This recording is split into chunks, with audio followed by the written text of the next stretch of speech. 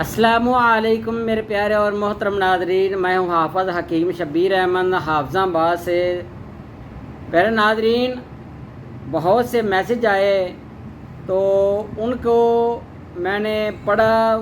زیادہ تر میسج گردے میں پتھری کے متعلق میں نے پڑھے ہیں، تو بہت سے مریضوں نے اس بات پر مجھے ذاتی طور پر یہ میسج کیے کہ حافظ صاحب کوئی ایسا شارٹ کٹ نسخہ بتا دیں کہ ہم آپریشن سے بچ سکیں، گردے میں جو پتھری ہے وہ بغیر آپریشن کے نکل جائے۔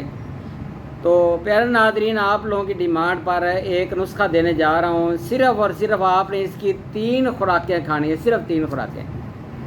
3 خوراکوں سے ہی یہ گردے کی جو پتھری ہے وہ ریموو ہو جائے گی۔ تو پیارے ناظرین، نسخہ نوٹ فرما لیں۔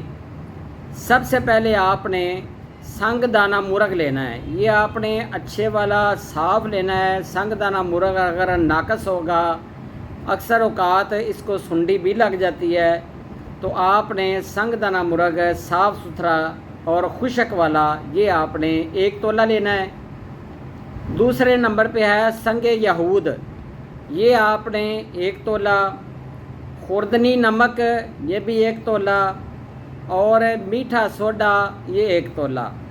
اب طریقہ یہ ہے کہ سب کو آپ نے الگ الگ باریک کر لینا ہے۔ نمک تو پہلی باریک ہوتا ہے، میٹھا سوڈا بھی باریک ہوتا ہے، سنگ دانہ مرغ اور سنگ یہود اس کو آپ نے الگ الگ اچھی طرح باریک کر کے کپڑ چھان کر لینا ہے۔